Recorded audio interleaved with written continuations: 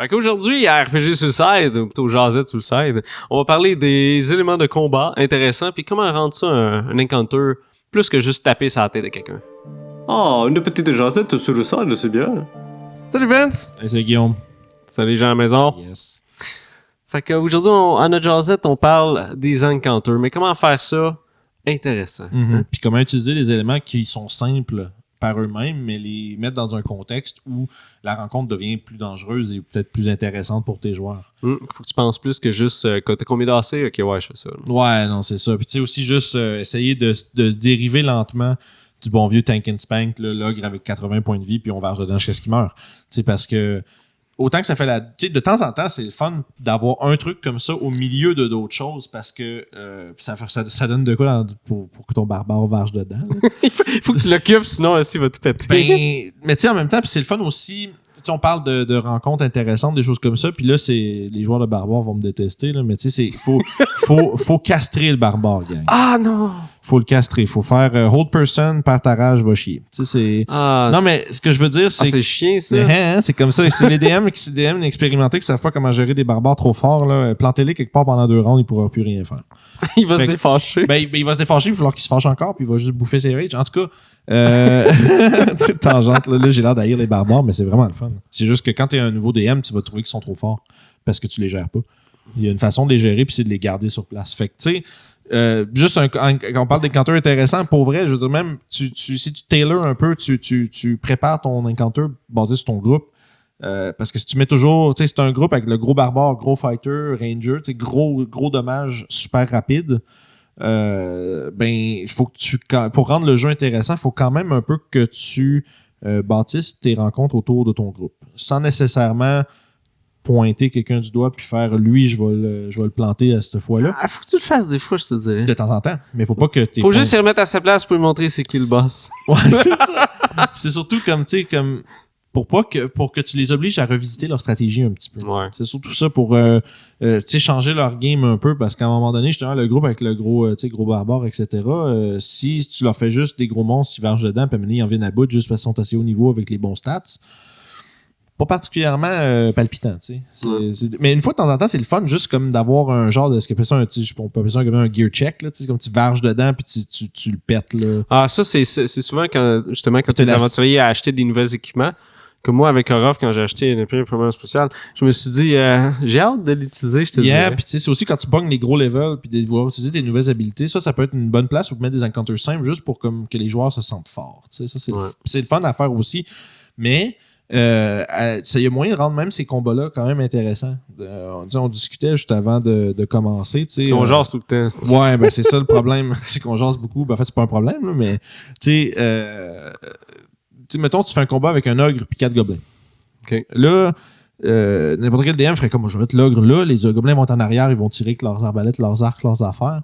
Mais là, tu te dis, mais si l'ogre, il y a une espèce de grosse palette sur les épaules, une espèce de grosse rambarde, puis tous les gobelins sont sur le top avec du half cover en haut. Puis ils donnent des pichenottes à ses oreilles pour y aller du bord Tu qu'ils sais, veulent. puis ils peuvent avoir, je sais pas, moi, des petites bombes ou ben, Oh, shit, c'est bon. tu sais, puis comme je te dis, si tu leur donnes du half cover quand ils sont en haut, tu sais, ils sortent, ils tirent, ils se cachent, fait qu'ils ont plus d'AC, ils sont plus tough à toucher, puis en plus, ils sont en haut d'un ogre, fait que les gars mêlés peuvent pas varger juste sur les petits gobelins puis les one-shotter, fait que ça devient la job de tes gens à distance de les gérer. Puis là, soudainement, tes joueurs vont faire, ouais, y a-tu une méthode? Ils vont utiliser, ils vont duster, c'est quoi, les trip attaques, là. Ouais. Ben, mais c'est on va ça, utiliser un trip c'est attack ça. en ben maudit. Mais c'est pour ça que c'est cool, parce que tu vois, tu dis ça, puis là, aussitôt que le joueur fait ça, le DM fait comme, OK.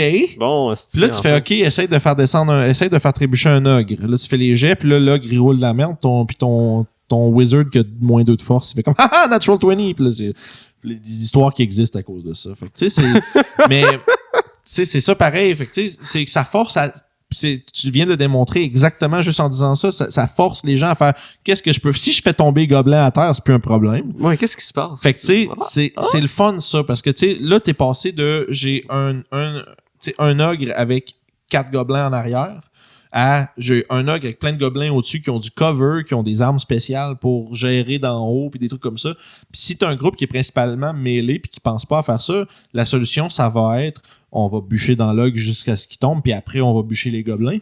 Mais pendant ce temps-là, les gobelins sont un peu en sécurité, puis ils leur tirent dessus. Fait que, tu sais, tu viens de rendre ça pas mal plus fun que le barbare, il flingue par en arrière, il ramasse tous les gobelins après l'autre, puis après ça, on tue log Tank and Spank, là. Tu sais, c'est... fait que, tu sais, quand les gens à la maison, quand vous montez des encounters, n'hésitez pas à sortir de la boîte pas mal. Puis, parlant de sortir de la boîte, je parlais avec Guillaume encore avant, puis récemment, on a... moi, dans une de mes parties, on utilise le compendium de monstres de Cobalt Press. Creature Compendium, je pense que ça s'appelle. Vous faites des recherches. C'est des espèces de third party qui font des livres, je pense. Ouais, c'est ça. C'est des tierces parties qui font du contenu pour Donjons 5e édition. Comme là, ils ont 2 livres de monstres, je pense, de sortie. Puis au début, mon attitude avec ça, c'était vraiment, ouais, mais tu sais, un monstre c'est à 3 avec plein de vie qui varge, il y en a plein dans le livre des monstres, pourquoi on a besoin de plus, je comprends pas. Jusqu'à ce que je vois les monstres qu'ils ont mis là-dedans. Ils ont vraiment ajouté des mécaniques uniques à certains monstres, puis ils ont vraiment créé des monstres plus fancy avec on dirait des mécaniques de combat plus étranges, comme un géant qui a des fantômes qui le protègent, qui a beaucoup d'AC, mais qu'une fois que tu décides de targeter les fantômes, leur tirer dessus, les tuer, son AC baisse. Fait qu'à ce moment-là, plus facile à tuer, fait qu'il devient plus facile. Mais là, ce qu'on mentionnait, c'est ouais, mais comment tes joueurs font pour deviner qu'il faut qu'ils fassent ça? Il y a 2 choses. Premièrement, un bon descriptif du DM. Tu essaies de mettre l'emphase sur un détail du monstre, puis quand tes joueurs vont être habitués à ça, ils vont faire ça, ouais. Ils vont faire attends un peu, il me décrit, il vient de passer une bonne phrase et demie à me dire qu'il y a des tu sais qu'il y a des fantômes qui tournent autour là, puis que il semble le protéger. Tu sais, tu mentionnes des choses comme ça, il semble se mettre en, tu sais, puis à chaque fois tu dis fantôme protège le gars. C'est ça, puis chaque fois qu'on c'est nous autres, on était vraiment stupides, on a 0 allumé là. On est vraiment pas bon là, mais tu sais, il nous décrivait chaque fois qu'on le manquait que le fantôme, tu sais, se met dans le chemin puis il s'interpose, bloque nos attaques. Puis on aurait pu faire comme attends un peu, le fantôme le protège. Puis l'autre, ça c'est méthode 1, tu sais, de juste écouter ce que ton DM dit. Ouais. Méthode 2, c'est tu peux t'arrêter, prendre une action, mettons, puis dire y a-tu quelque chose que je peux faire pour étudier la créature, repérer peut-être les faiblesses dans son style de combat. Mais ça rajoute quelque chose parce que normalement les gens quand ils utilisent le knowledge ou les connaissances comme ça, c'est toujours hors combat. Ben c'est ça. Ce que tu donnes, c'est des résistances de quelque chose, des patentes comme ça, combien il vit à peu près ou lancé, mais ça rajoute un élément de plus comme dans cette affaire. Moi, je trouve que ce qui est le fun, c'est que ça donne une opportunité de donner de l'information qui est pas metagame. Tu sais, comme par exemple, on lui dit il y a une AC de 16, il y a une résistance au feu et au nécrotique. Ben, tu vas arriver à faire les fantômes autour de lui, tu as l'impression que tu serais peut-être capable de tirer dessus puis de les enlever du chemin. Puis ça serait plus facile à toucher. Puis là, OK, mais je vais tirer sur le fantôme. Là, tu touches l'AC de 13 avec les 5 points de vie du fantôme qui tourne autour du petit monstre. Puis, là, tu vois. T'avais fait ça justement dans la couronne de couronne? Le cristal? Oui, c'était semi. J'avais créé genre des espèces d'apparitions psychiques qui avaient 1 point de vie, mais il y en a 5. Fait que si t'es touché avec une attaque, puis ça fait un bout, c'est sorti, fait qu'on peut en parler sans spoiler. Ah, on a droit. Mais, tu sais, c'est que si t'es touché avec une attaque, n'importe laquelle, tu fais un dégât dessus, il y en a une qui part. Mais le problème, c'est que tu fais une attaque, il y en a un qui part. Ouais. Là, Jay, il m'a vraiment pris par surprise parce qu'il avait fait Magic Missile. Ouais. Il a fait Magic Missile, puis là, moi, j'avais pas prévu ça. Puis c'est ça que, tu sais, on parle de créer, faites de la surprise à votre DM, parce que quand tu crées des encounters complexes avec des, ben, tu sais, en tout cas, j'ai l'air de, complexe, mais tu sais, quand tu penses à des mécaniques comme ça, puis que tu rajoutes des trucs, c'est le fun.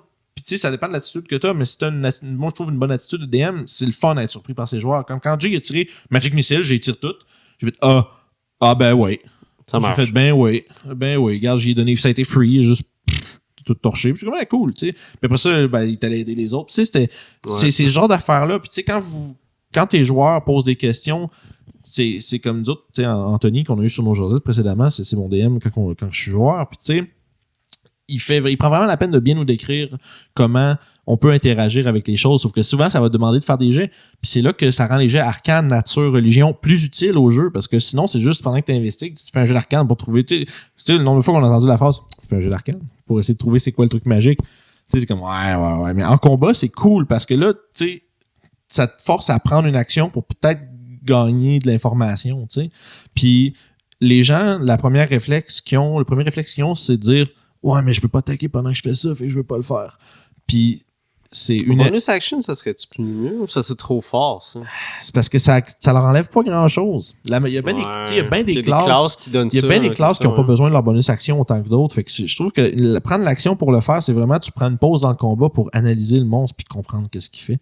Fait que tu sais, en tant que DM, là, les amis, n'hésitez pas à soit créer les vôtres ou bien si vous voulez checker justement les livres de Kobold Press, ce que j'ai remarqué beaucoup, il y a beaucoup de monstres avec des mécaniques un peu plus uniques, un peu plus différentes que ce qu'on voit dans le manuel du monstre, puis c'est très rare que c'est un monstre qui varge fort, qui a beaucoup de points de vie, puis tu sais que sa seule feature, c'est d'être tough, là.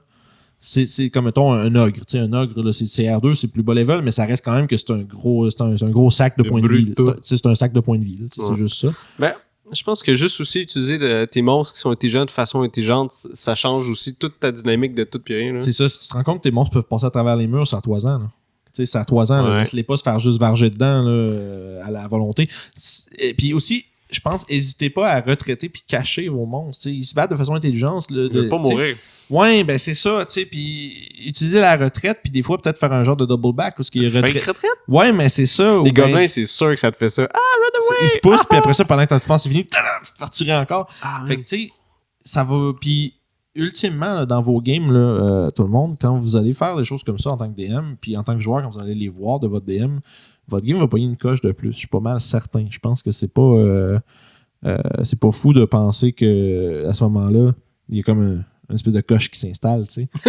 L'installation de coche. Mais c'est ça, parce que moi, au moment où on a réalisé ça, on a fait oh boy, puis là, on se met à poser des questions. Est-ce que ça donnait une autre dimension au combat, mettons? Oui, parce que Christy, tu sais, c'était le fun quand j'avais 12 ans, varger dans les ogres avec ma grande hache, mais à cette heure, c'est vrai que c'est plus le fun d'avoir l'accomplissement, le sentiment de faire comme oh yeah, je l'ai figuré le problème, puis je vais le, tu sais, on va, tu sais. Mais d'ailleurs, pour un game des vagabonds, je sais qu'Orof, niveau 7, si je continue dans la voie que je prends, je vais avoir une espèce d'habilité qui fait que je peux checker une personne pendant un certain nombre de temps, puis j'ai de l'information sur ça. Je pense que je vais commencer à faire ça plus. Ça, c'est comme si t'es capable de faire hors combat. Je pense que c'est fait pour être plus hors combat, ce feature-là, mais si tu le fais avant, tu vas avoir tu peux avoir un insight plus sur la personne, sur la personne ou le monstre, par exemple. Si vous êtes à l'avance, tu sais, mettons que vous avez prendre un repère d'un monstre, le but c'est d'aller tuer le monstre qui est au bout du repère, etc. Peu importe, quête facile quand même, mais simple, je devrais dire, pas facile. Simple, facile. Ça, je me disais, simple, oui, mais facile. C'est pas nécessairement. Dépendamment. Mais tu sais, puis là, t'envoies justement ton Orof qui est un expert à analyser les choses, par exemple. Il avance un peu, se cache, regarde le monstre, ok, je vais prendre le temps de comprendre, ok, il a l'air d'être fait comme ça. Peut-être que si tu le mets, ok, il y a moins d'écailles sur le ventre que sur le dos. Si je le mets prone, peut-être qu'il perd son AC quand il est prone, en plus d'avoir avantage. Mais ouais, des monstres que dépendamment du state, de l'état du monstre, ouais, c'est tous des exemples là, qu'on peut vous donner, là, on pourrait vous en donner pendant des heures, mais tu sais. Un que j'aimerais donner gratis de même aux gens, là, comme des gobelins ou des kobolds, là. Mm-hmm. Faites-leur voler le stock de tes aventures. Ah, ça c'est bon ça. Ils essaient de te pogner. Ah, ça serait comique, ça. Ils font juste comme ils se battent, puis il y en a qui essaient de te pogner ton sac ou je sais pas quoi, qui traîne, quelque chose qui te pogne. Tu sais, ou sinon même pour un groupe un peu plus haut level, tu parlais de kobold, là. Ah, c'est chiant. T'en envoies 3-4, là. Puis là, ils gossent un petit peu, puis là, ils font comme, ah non, on sauve. Puis là, t'as le barbare dummy qui court après, puis là, tombe direct dans un piège, il y en a 12 autres en arrière. Tu sais, c'est kobold, là. Kobold, c'est vraiment méchant pour kobold, c'est des trous puis des traps puis genre des mangeux de merde, là. Ouais, notre groupe level, je pense, 4 ou 5. C'est la pire chose. Notre groupe level 4, on s'est ramassé contre une douzaine de kobolds dans une grosse arène, puis il y avait des trous partout. C'était vraiment de la merde, là. C'était tellement... Tu sais, on parlait d'encounters plus complexes. Tu sais, faites chier vos joueurs, man. Ouais. Faites-les, là. Ah ouais. Parce que, tu sais, la semaine passée, on parlait des CR, l'XP puis tout ça. Oui. Prenez ça en compte dans vos affaires. Faites attention que, tu sais, si vous mettez 8 monstres qui font juste tank and spank, c'est bien plus facile que de mettre 8 monstres avec des traps autour et des affaires, là. Fait que, tu sais, faites un peu attention quand même, mais comme je dirais, tu sais, surprenez vos joueurs. Ouais, parce que je sais, j'ai vu dans... je pense que c'est le guide de volo pour des monstres. Ouais, quelque chose des de même. affaires de même. T'as une espèce de sorte de kobold, c'est des kobolds qui trimballent les choses sur eux puis ils pitchent sur des gens. Puis ils peuvent se prendre avec des moufettes, avec des bébites, avec des guides, genre. Il y a juste un gars qui arrive avec un nid guide qui pitch sur toi, là, ou ça, là. C'est ça, là. C'est ça. Fait que, tu sais, c'est le gros plus avec surprendre tes joueurs, c'est que toi, t'arrives avec ton plan pour les surprendre, puis ça veut dire que tu leur laisses plus de place pour que eux te surprennent aussi. Puis ça, c'est ce qui va faire que tes encounters... La surprise d'un bord ou de l'autre de la table, là, c'est ce qui fait qu'une rencontre est vraiment plus mémorable pour tout le monde. Fait que, ouais, tu sais, je te dirais que... Utilisez vos monstres intelligemment. Utilisez des monstres qui ont des caractéristiques peu communes. Des habiletés intéressantes, ouais. Mm-hmm. Puis ayez pas peur de ramasser vos joueurs un peu. Les joueurs en général, surtout quand ils sont expérimentés, sont intelligents puis sont tu sais, s'ils sont pas comme je dirais, combat crazy, là, ils vont se sauver si ça va pas bien, puis à partir de là, c'est là que ça devient cool, parce que là, c'est la débandade. Fait que c'est ça. Fait que, tu sais, gênez-vous pas, puis écrivez-nous dans les commentaires quel genre de rencontres intéressantes vous avez vécu ou faites pour vos joueurs. Ouais, ça serait cool. Encore une fois, comme d'habitude, on veut voler vos trucs. Fait que Shameless, RPG Society. jamais. De toute façon, collaboratif Donjon Dragon. Eh oui. Fait que, tu sais, gênez-vous pas, écrivez-nous en commentaire, on va vous dire bonjour, on apprécie beaucoup vous lire, puis j'aime beaucoup vous répondre. Fait que dites-nous ce que vous en pensez, ce que vous avez fait, ce que vous avez vu, puis d'ici là, ben... On s'en reprend. Yes, sir.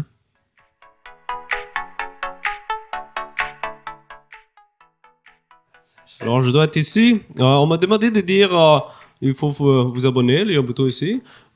Et aussi en haut, il y a la jazette pour les conseils de DM. Et si vous voulez suivre les aventures, nos aventures avec Orof, des vagabonds de Denembia, je crois qu'on n'avait pas... Non, c'est le nom qu'on a choisi? Ouais, c'est ça. Ok, merci.